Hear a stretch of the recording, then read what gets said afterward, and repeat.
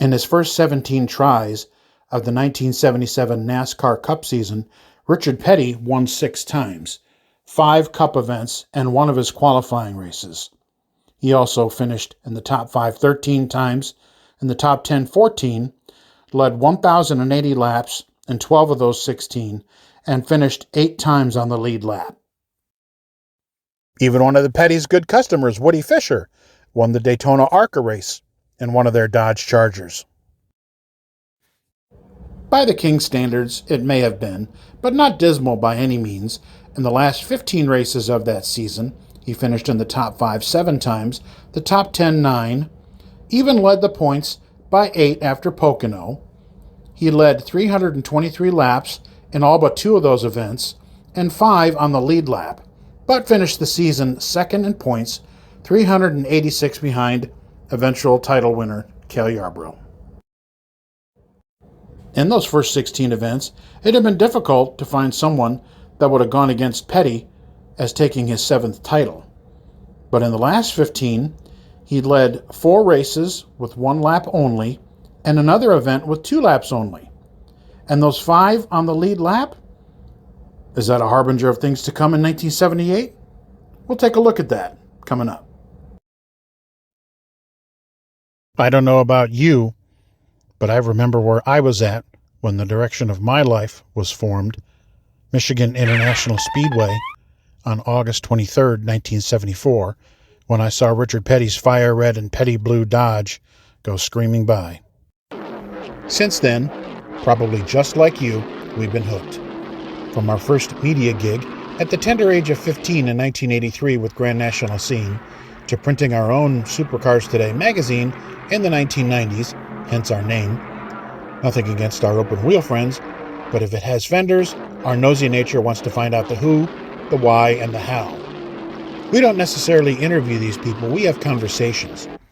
So please subscribe to our channel and hit that bell to be notified of new content every Tuesday at noon.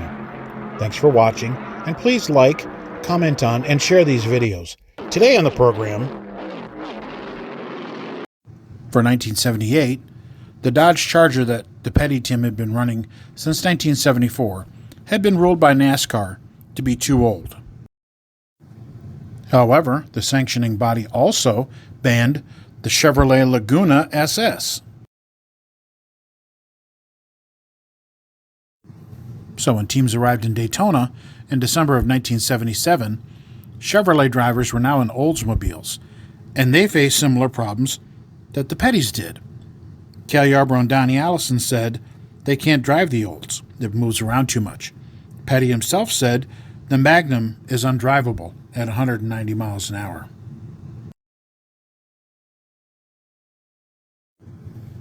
But on January 22nd, at Riverside, 1978, the Pettys had one more fling with the 74 Dodge Charger.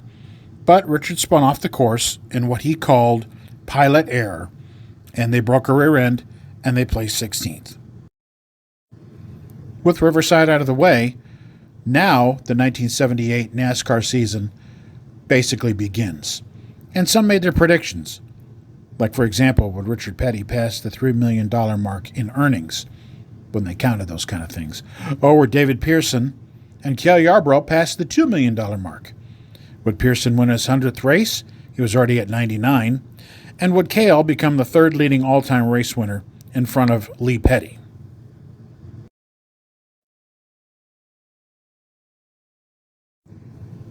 On February 16th, at the Daytona 125-mile qualifiers, Ron Hutcherson, who qualified second, led the field down to the green flag for the start of the race, and there was a combined 25 lead changes. Richard Petty led 26 laps and finished second to Darrell Waltrip. However, old DW said, Richard has the fastest car here. When I get behind him, my tachometer goes up another 200 RPMs, and that was confirmed by stopwatches around the track. Richard definitely had the car to beat.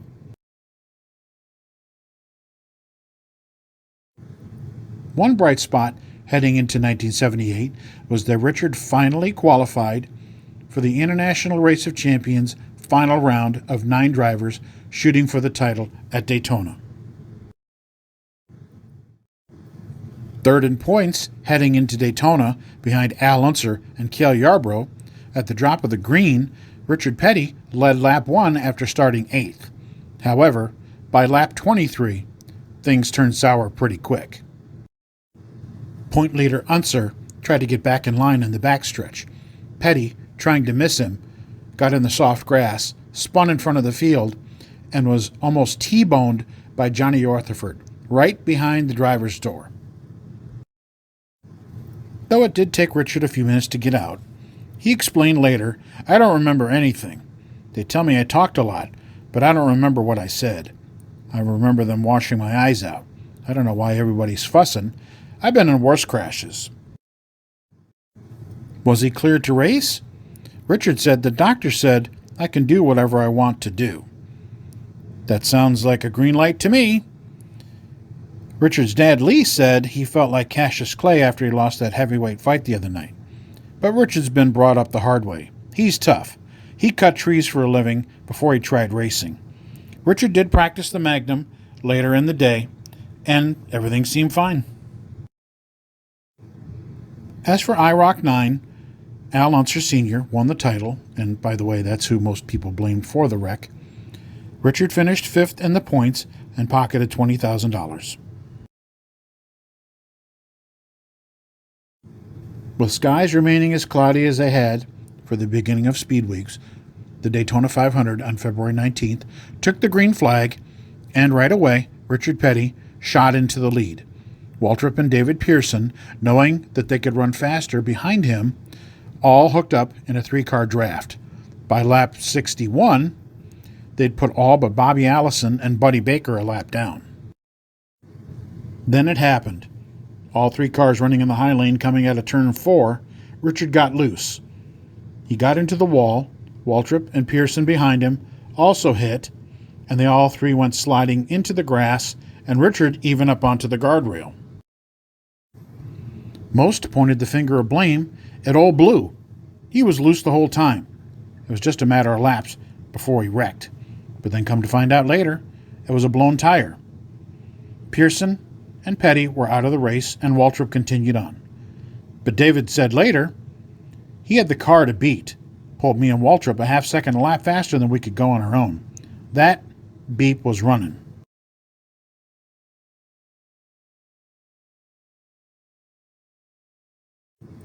One race down.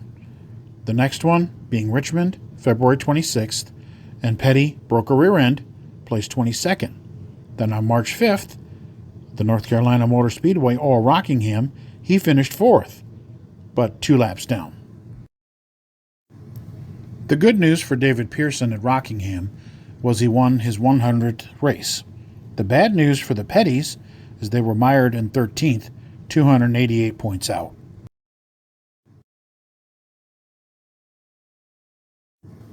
Like at Rockingham, Richard Petty was the defending Atlanta race winner.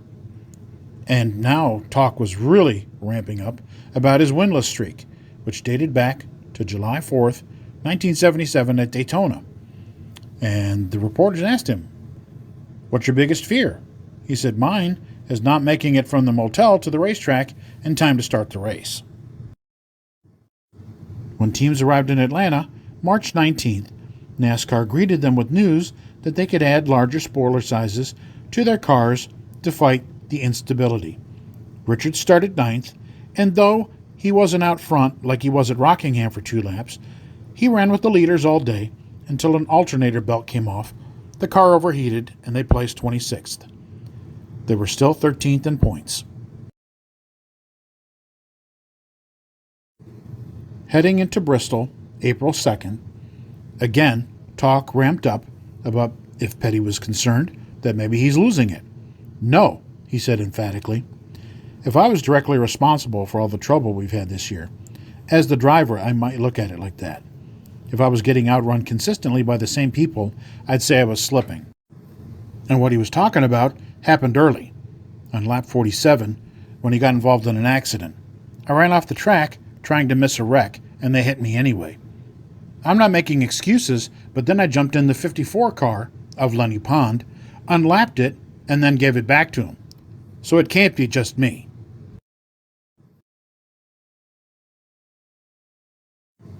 Heading into Darlington April 9th, Petty said again, "I expect to win. I know the fans expect me to win. It bothers me first when I don't win." They qualified 10th. Richard finished 5th, 3 laps down, but still fell 405 markers behind and was still 13th behind race winner and point leader Benny Parsons.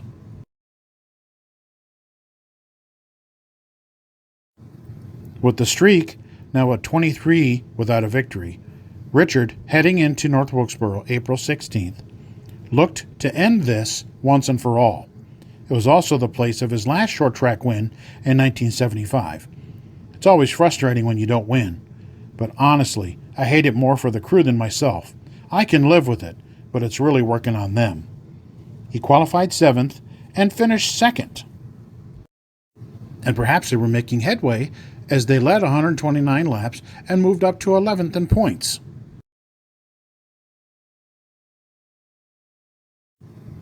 You don't learn to lose, you learn to live with losing. I couldn't take it when I was younger, and I can't take it now. But I realize that's just the way the world works, explained the King to the throngs of reporters as they headed into Martinsville April 23rd. They qualified 7th, and after a fender-banging duel with Neil Bonnet, finished 3rd, 3 laps behind, and they moved into 9th in points, 335 markers out. At least one person won driving a Petty Dodge, and that was Joe Milliken, May 6th at Talladega in the NASCAR Sportsman Race. At Talladega, Richard cited driving Lenny Pond's car earlier in the season and said, "I think I also proved to NASCAR we're as far behind with the Dodge under the rules as I've been saying. I've been talking about that, but they ain't been listening, if you know what I mean. I might not be as good as I've ever been, but in 2 years, I ain't gone from being as good as there ever was to as bad as I am right now. That's what I'm trying to say." He qualified 10th, and after having transmission troubles, finished 11th.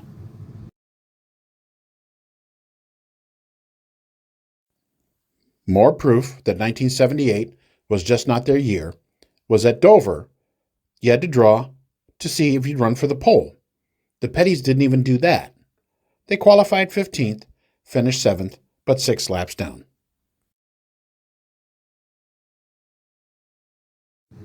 They say there's no place like home, but for the 12th stop on the circuit for the May 28th World 600, that wasn't the case for the Pettys, who were in level cross fixing their Dodge Magnum. NASCAR officials thought they needed to change some things on the rear of their car. Other teams said the rear deck lid was between 6 and 12 inches too long. Trying to continue their good run from the week before at Dover, where they placed 7th, the Pettys started 16th, moved up into 8th, and completed all but 2 laps. Following the event, they were 7th in points, 325 behind leader Benny Parsons.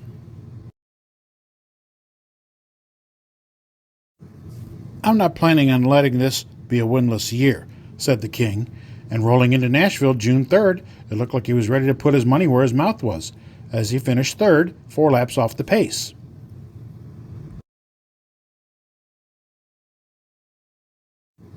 And then it was on to Riverside, June 11th, out on the West Coast, where they started 7th again, just like Nashville, and finished 2nd. The King led 4 laps and finished on the lead lap, 28 seconds behind winner Benny Parsons, and they were still 7th in points. Aside from the controversy following the June 18th Michigan race, where competitors were wondering if winner Cale Yarborough had a big engine, Richard Petty started 12th and finished 6th, 1 lap behind.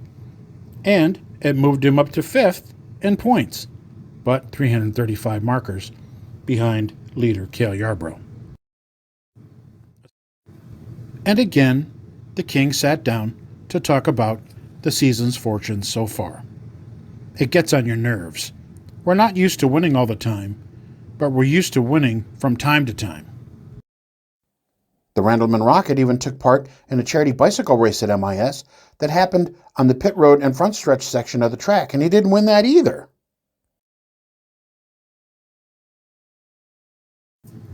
As he'd done for years, Richard celebrated his birthday at the Daytona International Speedway a couple days before the Firecracker 400 when it was run on July 4th. As they cut the cake on the trunk of the car, he said, "This ought to be good for something. At least we can eat off of it." Coming into this race, the 16th on the 1978 schedule, the streak had reached 1 year, and as usual, Daytona in July, it was hot. And the King led 4 laps. When my car runs super good, I'll take chances and do things because I know I can get by with them.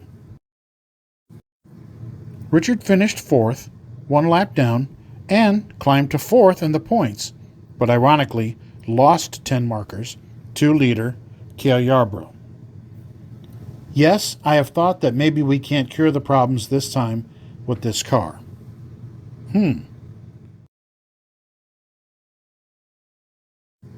Over a period of years, we've won 1 of every 4 races, and we still feel like we're supposed to do that. Heading into Nashville, though, was not the case, as they had engine problems and finished 23rd, completing 341 laps, and then falling to 5th in points, 436 back.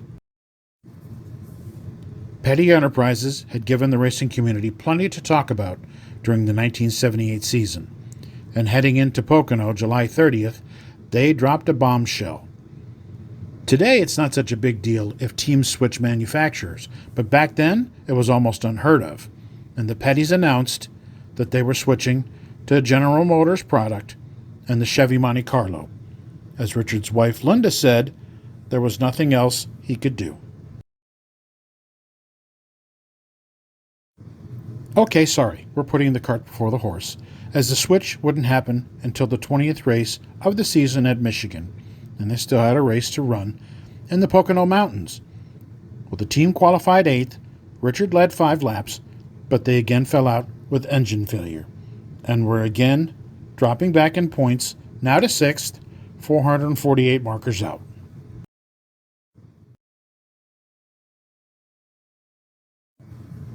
There was talk in the racing community that perhaps the Pettys could use a 20-day escape clause and have the Chevy ready for Pocono. However, that didn't happen. They drugged the Dodge Magnum to Talladega, qualified 6th, and finished 7th. To anyone who would listen, Richard and the crew would tell folks that the problem was the shape of the car. However, it wasn't the car's fault at all that they ran it out of gas and a piece of debris went flying through the grill in the later stages of the event. "We're committed," says the King. "Even if we win these next 2 races by 5 laps, we're still switching to Chevy." "There has to be a little sentimentality about this one," added Petty. "After 19 of my 20 years in Chrysler cars, there has to be some special feelings. But you can't let sentiment stand in the way of winning. It already has for too long." So what do you think? Was it engines? Was the car too big and bulky? Was Richard washed up? Was it just misfortune? Tell us what you think in the comments here on our YouTube page. And if you wouldn't mind, hit the like and subscribe button. And tune in next week on Tuesday at about noon for part 2. Thanks for watching.